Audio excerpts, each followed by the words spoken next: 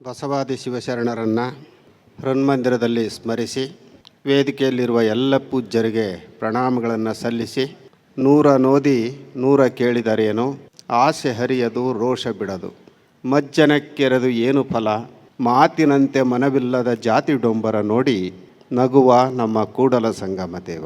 ಇವತ್ತು ನಮ್ಮ ನಾಡಿನಲ್ಲಿ ಓದಿದಂಥವರು, ಮಾತನಾಡುವಂಥವರು ಸಾಕಷ್ಟು ಜನ ಇದ್ದಾರೆ.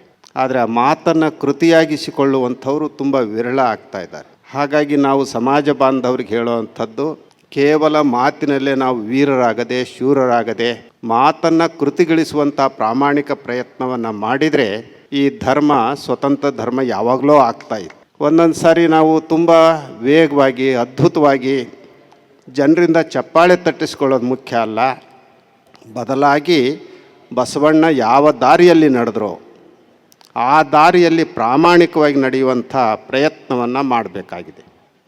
ನಮ್ಮಲ್ಲಿರುವಂಥ ಹುಳುಕುಗಳನ್ನು ಮೊದಲು ನಾವು ಕಳ್ಕೋಬೇಕಾಗಿದೆ. ಬೆಳೆವ ಭೂಮಿಯಲ್ಲೊಂದು ಪ್ರಳಯದ ಕಸ ಹುಟ್ಟಿ ತಿಳಿಯಲಿಯದು ಎಚ್ಚರಲಿಯದು, ಎನ್ನ ಅವಗುಣವೆಂಬ ಕಸವ ಕಿತ್ತು ಕಳೆಯಯ್ಯ ಸುಳಿದೆಗೆದು ಬೆಳೆವೆ ಅಂತ ಬಸವಣ್ಣವ್ರು ಕೇಳ್ತಾರೆ. ಇದರ ಅರ್ಥ ಇಷ್ಟೇ, ಮೊದಲು ನಮ್ಮ ಈ ಭೂಮಿಯೊಳಗೆ ಕಾಮ, ಕ್ರೋಧ, ಲೋಭ, ಮೋಹ, ಮದ, ಮತ್ಸರ ಇಂಥ ದುರ್ಗುಣಗಳು ತುಂಬ್ಕೊಂಡ್ಬಿಟ್ಟಿದ್ದಾವೆ. ಹಾಗಾಗಿ ಅಲ್ಲಿ ಪ್ರೇಮ, ಶಾಂತಿ, ಸತ್ಯ, ಸೌಹಾರ್ದತೆ, ಸಹಕಾರ ಇಂಥ ಮೌಲ್ಯಗಳು ದೂರ ಆಗ್ತಾ ಇದ್ದಾವೆ. ಈಗ ಮಾಡಬೇಕಾಗಿರುವಂಥದ್ದು ಕೇವಲ ಮಾತುಗಳಿಂದ ಮನೆಯನ್ನು ಕಟ್ಟೋದಲ್ಲ, ಬದಲಾಗಿ ಮನಸ್ಸಿನಿಂದ ಮನೆಯನ್ನು ಕಟ್ಟಬೇಕಾಗಿದೆ. ಮನೆ ನೋಡ ಬಡವರು ಮನಘನ ಅಂತ ಹೇಳ್ತಾರೆ. ನಾವು ಮನೆಯಿಂದ ಬಡವರಾಗೋದು ದೊಡ್ಡದಲ್ಲ, ಮನಸ್ಸಿನಿಂದ ಬಡವರಾಗಬಾರ್ದು. ವಿಷಾದದ ಸಂಗತಿ ಅಂತಂದರೆ ಇವತ್ತು ಮನೆಯಿಂದ ದೊಡ್ಡವರಾಗಿದ್ದೇವೆ, ಮನಸ್ಸಿನಿಂದ ಚಿಕ್ಕವರಾಗಿದ್ದೇವೆ. ಆ ಚಿಕ್ಕವರಾಗೋದನ್ನು ದೂರ ತಳ್ಳಿ ಹಿರಿಯರಾಗುವಂಥ ಪ್ರಾಮಾಣಿಕ ಪ್ರಯತ್ನವನ್ನು ಪ್ರತಿಯೊಬ್ಬರೂ ಮಾಡಿದಾಗ ಬಸವ ಧರ್ಮ ವಿಶ್ವಧರ್ಮ ಆಗಲಿಕ್ಕೆ ಸಾಧ್ಯ ಆಗುತ್ತೆ. ಶರಣ ಧರ್ಮ ಸಮಾಜದಲ್ಲಿ ಪರಿವರ್ತನೆಯನ್ನು ತರಲಿಕ್ಕೆ ಅವಕಾಶ ಆಗುತ್ತೆ. ಇಲ್ಲ ಅಂತಂದರೆ 10 ಕೂಡ 11, ಪರ್ಸಿ ಕೂಡ ಗೋವಿಂದ ಅನ್ನೋ ಹಾಗೆ ಆದೀತು. ಈ ಹಿಂದೆ ಬಹುದೊಡ್ಡ ಹೋರಾಟ ಮಾತಾಜಿಯವರಿದ್ದಾಗ ಮತ್ತು ಬೇರೆ ಬೇರೆ ಶರಣರಿದ್ದಾಗ ನಡೆದದ್ದು ಉಂಟು. ಅದರದ್ದು ಮಧ್ಯೆ ಎಲ್ಲೋ ಒಂದು ರೀತಿ ಕತ್ತಲೆ ಆವರಿಸಿತ್ತು. ಈಗ ಮತ್ತೆ ಬೆಳಕಿನ ಕಡೆ ನಾವು ಓಡ್ತಾ ಇದ್ದೇವೆ.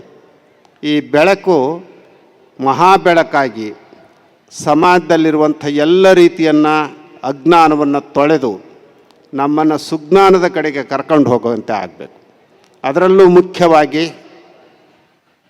ನಮ್ಮ ಹಿರಿಯರು ಮನೆಯಲ್ಲಿರುವಂಥ ಎಲ್ಲ ಮೂಢನಂಬಿಕೆಗಳನ್ನು ಕಿತ್ತಾಕಿ ನಿಮ್ಮ ಮಕ್ಕಳಿಗೆ ನೀವು ವಚನ ಸಾಹಿತ್ಯವನ್ನು ಓದುವಂಥ ಪ್ರವೃತ್ತಿಯನ್ನು ಬೆಳೆಸಬೇಕು.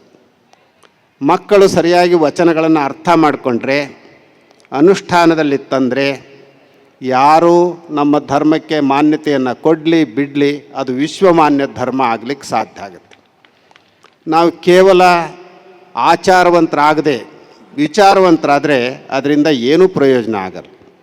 ಹಾಗಾಗಿನೇ ಬಸವಣ್ಣವ್ರು ಹೇಳಿದ್ದು, ನಡೆಯಲರಿಯದೆ ನುಡಿಯಲರಿಯದೆ ಲಿಂಗವ ಪೂಜಿಸಿ ಫಲವೇನು, ಅವರ ಸುಖವೆನ್ನ ಸುಖ ಅವರ ದುಃಖವೆನ್ನ ದುಃಖ, ಕೂಡಲ ಸಂಗನ ಶರಣರ ಮನನೊಂದಡೆ ಆನು ಬೆಂದೆನಯ್ಯ ಅಂತ ಹೇಳ್ತಾರೆ.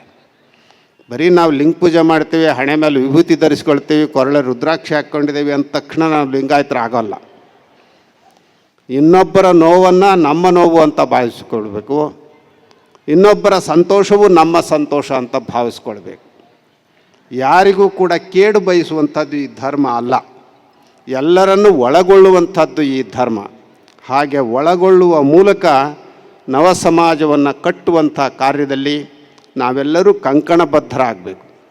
ಮಾತನ್ನು ಕಡಿಮೆ ಮಾಡಿ ಕೃತಿಯನ್ನು ಹೆಚ್ಚು ಮಾಡಬೇಕು ಅನ್ನೋದನ್ನು ಸೂಚ್ಯವಾಗಿ ಹೇಳುತ್ತಾ, ಈ ಅಭಿಯಾನ ಇಡೀ ಕರ್ನಾಟಕದಲ್ಲೆಲ್ಲ ದೇಶದಲ್ಲೇ ಒಂದು ಸಂಚಲನವನ್ನು ಉಂಟು ಮಾಡ್ತಾ ಇದೆ. ಹಾಗಾಗಿನೇ ಅಲ್ಲಲ್ಲೇ ಇದರ ವಿರುದ್ಧ ಮಾತುಗಳು ಕೇಳಿ ಬರ್ತವೆ. ಯಾವಾಗ ನಮ್ಮನ್ನು ಬಹಳ ಜನ ಟೀಕೆ ಮಾಡ್ತಾರೆ ಅಂದರೆ ನಾವಿನ್ನೂ ಜೀವಂತ ಇದ್ದೇವೆ ಅಂತ ಅರ್ಥ. ನಾವಿನ್ನೂ ಒಳ್ಳೆಯ ದಾರಿಯಲ್ಲಿ ನಡೀತಾ ಇದ್ದೇವೆ. ಸುಮ್ಮನೆ ನಡೆಯೋ ಅಂಥವ್ನು ಎಡುತ್ತಾನೆ, ನಾವು ತಪ್ಪು ಮಾಡ್ಬೋದು. ಆದರೆ ಟೀಕೆ ಮಾಡೋ ಅಂಥವ್ರು ಇದ್ದಾರಲ್ಲ, ಅವರು ಎಂದೂ ತಪ್ಪು ಮಾಡೋರಲ್ಲ, ಒಳ್ಳೆಯದು ಮಾಡೋರಲ್ಲ. ಮೌನವಾಗಿ ಸುಮ್ಮನೆ ತಮ್ಮಷ್ಟಕ್ಕೆ ತಾವಿದ್ದರೆ ಸಮಾಜ ಬೆಳೆಯುತ್ತೆ. ಹಾಗಾಗಿ ಆ ಟೀಕೆ ಮಾಡುವವರ ಮಾತಿಗೆ ನಾವು ಮಾನ್ಯತೆಯನ್ನು ನೀಡದೆ ನಮ್ಮ ಕೆಲಸವನ್ನು ನಾವು ಮಾಡ್ತಾ ಹೋಗೋಣ. ಇವತ್ತಂತೂ ನಮಗೆ ಅತ್ಯಂತ ಖುಷಿಯಾಗಿದೆ. ಮಾತನಾಡಲಿಕ್ಕೆ ಗಂಟಲು ಸರಿ ಇಲ್ಲ, ಅನಾರೋಗ್ಯ. ಆದರೆ ನಮ್ಮ ಅಲ್ಲಮಪ್ರಭು ಸ್ವಾಮೀಜಿಯವರು ಇಷ್ಟೊಂದು ವ್ಯವಸ್ಥೆಯನ್ನು ಮಾಡಿರೋದನ್ನು ನೋಡಿದಾಗ ಅವರು ಮೌನವಾಗಿರ್ತಾರೆ, ವೇದಿಕೆ ಮುಂದೆ ಬರಲ್ಲ. ಕೆಲವರು ವೇದಿಕೆ ಮುಂದೆ ಜಾಸ್ತಿ ಬರ್ತಾರೆ, ಕೆಲಸ ಕಡಿಮೆ ಮಾಡ್ತಾರೆ. ಆದರೆ ಅಲ್ಲಮಪ್ರಭು ಸ್ವಾಮೀಜಿಯವರು ಎಷ್ಟು ವ್ಯವಸ್ಥಿತವಾಗಿ ಇಲ್ಲಿ ಮಾಡಿದ್ದಾರೆ ಅಂತಂದರೆ ನಮಗೆ ಅತ್ಯಂತ ಆನಂದ ಆಗ್ತಾಯಿದೆ. ಆರೋಗ್ಯ ಕೂಡ ಸುಧಾರಣೆ ಆಗ್ತಾಯಿದೆ. ಈ ಕೆಲಸವನ್ನು ನಮ್ಮ ಎಲ್ಲ ಸ್ವಾಮೀಜಿಗಳು ಮಾಡಬೇಕು ಅಂತ ಹೇಳಿ ವಿನಯದಿಂದ ಬೇಡಿಕೊಂಡು ಎಲ್ಲರಿಗೂ ಶುಭವನ್ನು ಕೋರಿ ಮಾತುಗಳನ್ನು ಮುಕ್ತಾಯಗೊಳಿಸ್ತೇವೆ.